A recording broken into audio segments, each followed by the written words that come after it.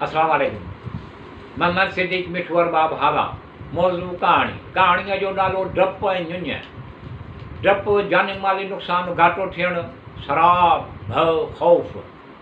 ञुञ जानी माली फ़ाइदो थियणु, ढ भलाई उम्मीद झुंझ सिराब। पाठ नंबर 59।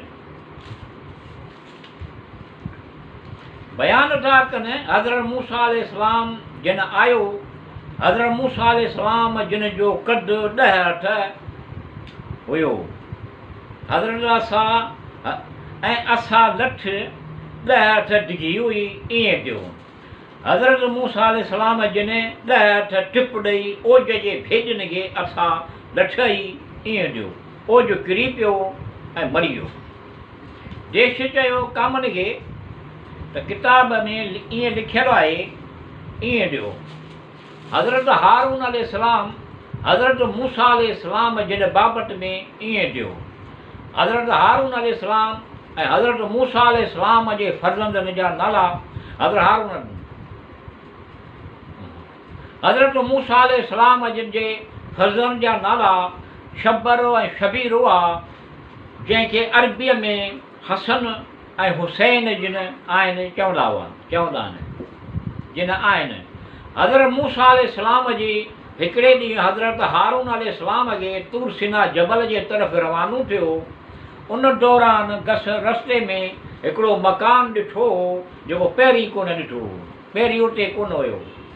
हिकिड़ो मकान ॾिठो जंहिंमें हिकु वणु हुयो। उन वण में 2 कपिड़ा रखिया हुआ। उन मकान में हिकु तख़्त हुयो ऐं हज़रत मूसा अलैहिस्सलाम जिन हज़रत हारून अलैहिस्सलाम जिन खे चयो ए कपिड़ा लाए ऐं 2 कपिड़ा वण में जेके रखिया आहिनि उहे पाए ऐं उन मकान में वञ, अंदरि वञ ऐं उन तख़्त ते लेट। हज़रत हारून अलैहिस्सलाम ईअं ई कयो।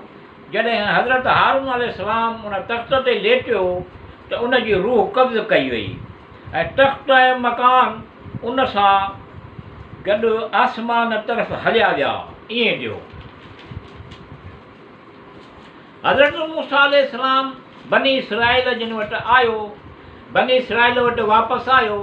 उन्हनि खे इतला ॾिनाई, चयाई हज़रत हारून अलैहिस्सलाम जिन जे रूह कब्ज़ थी वियो ईअं ॾियो ऐं उनखे आसमान जे तरफ़ खणी विया ईअं ॾियो। बनी इसराइल वारनि चयो तूं कूड़ थो ॻाल्हाईं, तो उनखे मारे छॾियो आहे। उन करे जो इहो असांखे दोस्त रखंदो हुयो, असां ते महिरबानी हुयो। हज़रत मूसा अलैहिस्सलाम बनी इसराइल जी शिकायत अल्लाह रब्बुल आलमीन सां कई ईअं ॾियो। अल्लाह रब्बुल आलमीन फ़रिश्तनि खे हुकुम ॾिनो त हज़रत हारून अलैहिस्सलाम जिन जो तख़्त आसमान खां हेठि खणी वञो। फ़रिश्तनि ज़मीन ऐं आसमान जे विच ते अहिड़ी तरह रखियो जो बनी इसराइल उनखे ॾिठो ऐं सम्झो त इहो मरी वियो आहे। हज़रत मूसा अलैहिस्सलाम जिन हिनखे कोन मारियो आहे ईअं ॾियो। हज़रत मूसा अलैहिस्सलाम जिन जी उमिरि 240 साल थी हुई थी। हज़रत मूसा अलैहिस्सलाम ऐं हज़रत इब्राहिम अलैहिस्सलाम जे विच में 500 सालनि जो फ़ासिलो गुज़रियो हुयो।